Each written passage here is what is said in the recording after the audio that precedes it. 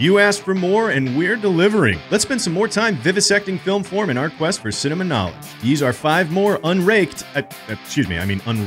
brilliant moments in film.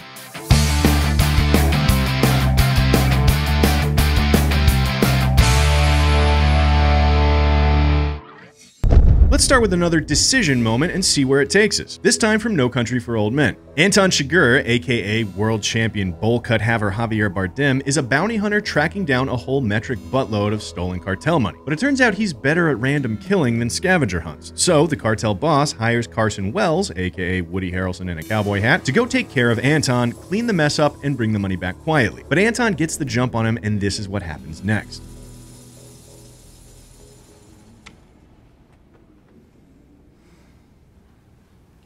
You don't have to do this. I'm a day trader. I could just go home. You could. I know where the satchel is. If you knew you would have it with you. I could find it from the riverbank. I know where it is. I know something better. What's that? I know what it's going to be. You could have the money, Anton.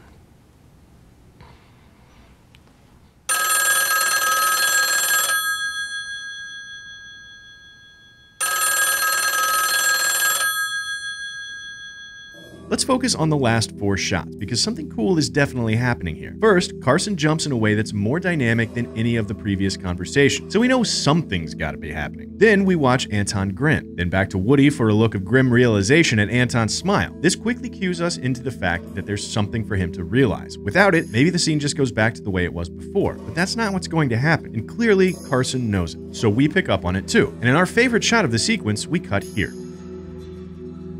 Barring Anton's establishing shot, the entire conversation plays out in alternating clean singles. No variation in scale, movement, or angle whatsoever. Just 2 medium close-ups. But right here, the Coen brothers specifically decide to break that pattern, signaling an important shift. Visually, it does 2 things. First, it puts the shotgun back into the picture after a long hiatus, bringing the threat of violence back to the mental forefront.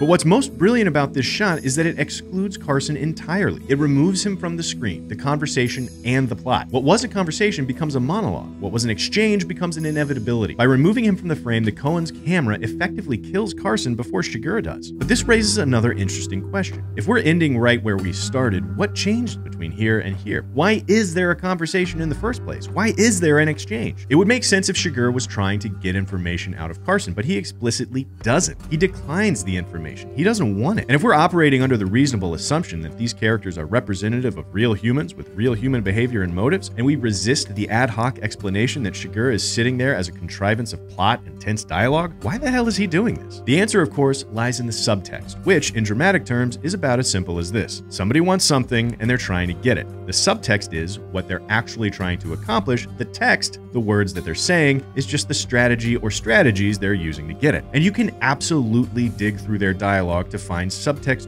clues, and you should do it and post about it in the comments. But our favorite way to figure out what's really happening in a scene is to go backwards. It's simple. Start at a moment you understand, and then step back moment by moment, beat by beat, and use what you know will happen to deduce what's happening then, based on the assumption that the characters, like real human beings, are subject to an internally consistent logic of emotions that operates on cause and effect.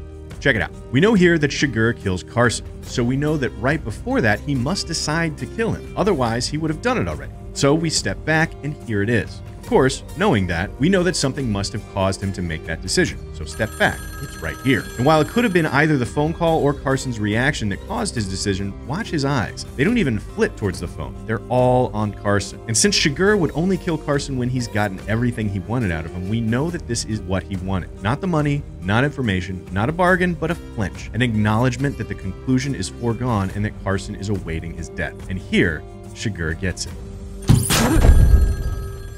Okay, cool. Maybe that was a whole lot of time dedicated to something you pretty immediately understood. You watch this sequence and your brain is like, yeah, Carson's afraid, Chigurh decided he just wanted to see him flinch, he's gonna kill him, and yep, there it is. But that's kind of the point, isn't it? The Coen brothers figured out how to make this complex interaction seem obvious, and really, that's a pretty good explanation of what the hell a director actually does. A director dives into the script, figures out what the hell is really happening beneath all the words and lies and deceptions and subtext, and distills it into a visual and sonic medium that is immediately comprehensible on a deeply emotionally resonant level where the underlying story is laid bare for all to see. And beyond shot composition and editing, another important way to do this is through blocking. And this one goes all the way back to the theater, where directors didn't have cameras for multiple angles and editing for clever juxtaposition. All they had were spatial relationships. So let's turn to the second installment in the Godfather trilogy for a masterclass in blocking and the subtext it reveals. Very early in the film, Michael sits down for a business conversation with his sister and her new fling, Merle. They tell him they want to get married, and Michael does this.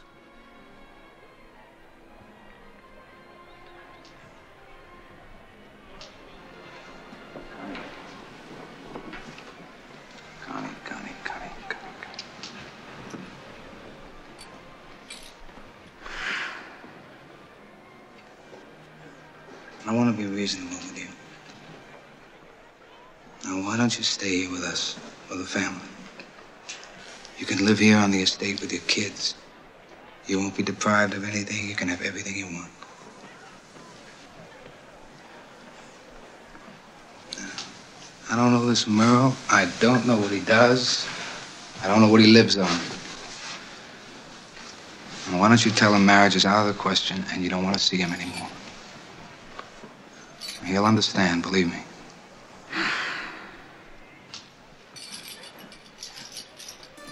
Although Michael's words, his text, seem to suggest that he's trying to reason with his sister using words like, why don't you, and I want to be reasonable with you, his body is all about controlling the scene. Check it out. One of the most powerful effects of blocking is the ability to create meaningful spatial relationships. And even though on screen we can't always see the whole space, we're actually pretty good at reconstructing it in our heads, as long as the director helps us out a little bit. So when Michael decides to walk over to Connie and reason with her, he doesn't walk straight towards her. No. Instead, he wanders around her and puts himself smack dab between her and her beau, cutting him off from the conversation and controlling the dynamic. Coppola cues us into this too, with the shot prior, where he reestablishes Merle's position with a quick POV motivated by Michael's look. This specifically tells us that Merle is to Michael's right immediately before Michael points his back in that direction. Now, look at this next encounter between Michael and Connie. It's a traditional shot-reverse shot, but there are two ways Coppola could have shot this. Over the two shoulders we see here, or over their respective other shoulders. And those options correspond to cameras positioned here or here. And look at what Coppola chooses. He puts the back of one camera towards Merle and blocks Merle in the other with Michael's body, eliminating him from the screen. He mirrors the scene's action with his cameras. So yes, the spatial relationships created through blocking carry serious importance, but film blocking can do something that theater can't. It can also create pictures. The actors create relationships between each other, but they also create relationships with respect to the camera. And while on stage, all of these visual relationships are with respect to the audience. Film can switch and change and alter the perspective from which this visual relationship is created to suit its changing needs. So when Michael asks his sister to break up with Merle, he walks away, spatially allowing Connie to re-engage with Merle, but based on where Coppola places the camera, his movements also function visually, by creating a picture that is emotionally evocative of the scene's dynamic. Michael placing himself between the two of them, standing above them and chaperoning their interaction while they defy him and connect despite his interference, which is exactly the subtext of this scene. Now, if there's another moment that perfectly exemplifies the use of camera to enhance the blocking of the scene, it's our next one from Chinatown. Jake Gittes, aka Jack Nicholson with a terrible nose job, is a private investigator that's gotten caught up investigating a Los Angeles water department conspiracy that includes the murder of chief engineer of the city's water department, Evelyn Mulray's late husband. So, when Jake is hired by Evelyn to investigate her husband's murder, he uncovers some evidence that nearly gets him shot, and only narrowly escapes thanks to her NASCAR training, so they head back to her estate for a few drinks. To you, Mrs. Mulray. Frankly, tonight you saved my neck.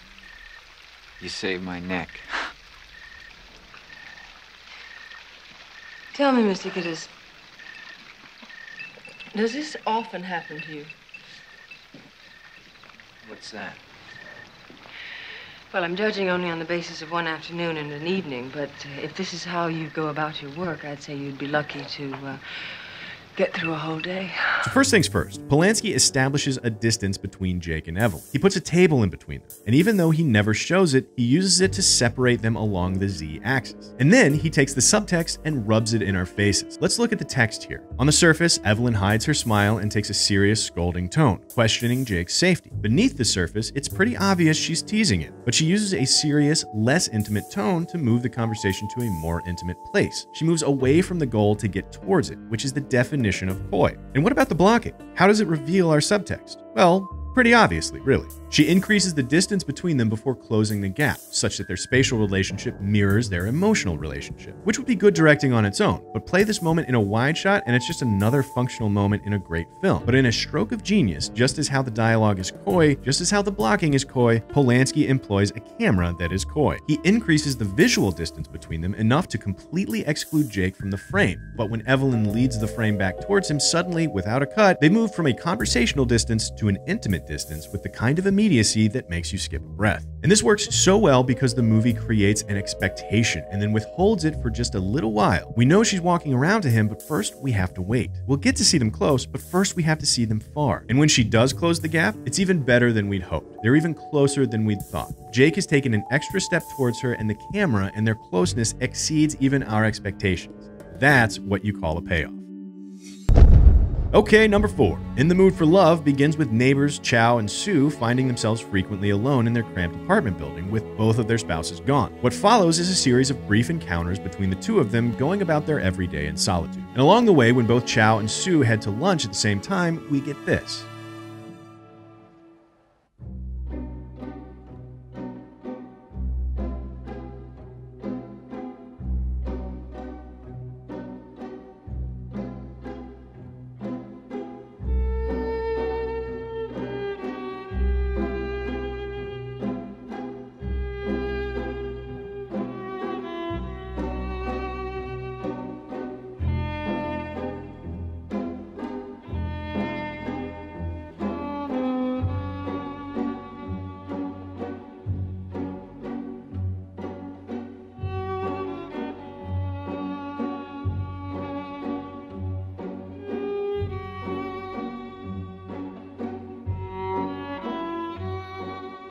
In contrast to the typical quiet, static moments of the film, this one is different. The camera is constantly moving and in slow motion. There's no diegetic sound, only a simple violin theme. And we've seen all this before in the film by now, always associated with moments of near intimacy between Chow and Sue. So when the stylistic shift recurs, we're ready and wondering how they will connect. We're like Pavlovian dogs, trained to drool in expectation of a wistful moment when the violin theme plays. And as we wait for our moment, the camera pan slows. Here it comes, we say to ourselves, sure that the camera is settling for their approaching brush, but instead, the camera stops, and Sue keeps going. We weren't given what we expected. The shot holds on nothing. It holds on a plain cement wall, a few unimportant posters and a streetlight. For a strangely long time, the shot holds. But we know that when a good director shows us something, even if it's nothing, if we're invested in the movie, we trust that director. So that instead of assuming he's messed up and what we're looking at is a mistake, we subconsciously figure out that we just haven't seen the whole picture yet, and that our question will be answered. So our minds race to fill in the blanks, and it's exciting, it's tantalizing. It's the same kind of sexy, withholding suspense we find in the Chinatown shot. So by the time Chow enters the frame walking the opposite direction as if they just passed off screen, we have no choice but to take all those fantasies we worked up in our head and apply them in retrospect to the very encounter of which we were deprived, turning an everyday moment we didn't even see into one of maximum impact.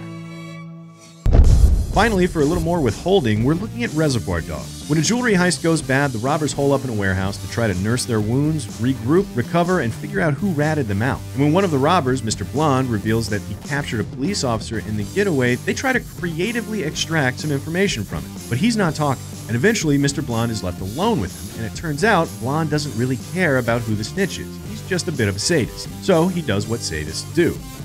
And after Michael Madsen's Boogie, you'd think our last pick for a brilliant moment would be this one. Because, well, it's a brilliant little moment and it definitely fits in with our withholding theme, but actually we want to focus on what happens next. Don't go anywhere, I'll be right back.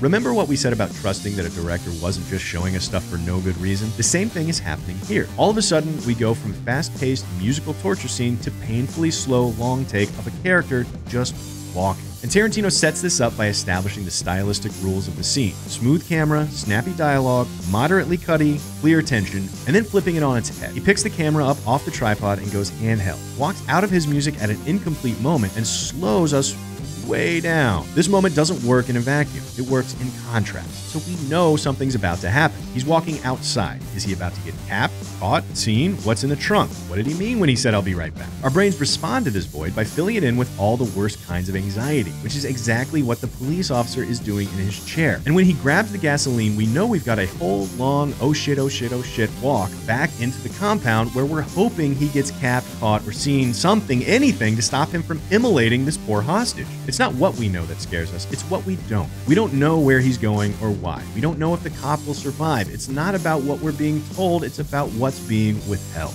As we've seen, it's just as often about what you can't see or hear as what you can. Whether it's what's being excluded from the frame, what goes unsaid in the dialogue, or what actions go unexplained. Cinema not only combines visuals and sounds to tell a story, it hijacks our emotions and our expectations to more deeply immerse us in the emotional experience. So what do you think? Any more thoughts on these moments? Any other moments you'd like to clue us into? Give us a couple more weeks of regular top 10s to gather up another handful of brilliant moments. But in the meantime, be sure to subscribe for more CineFix Movie Lists.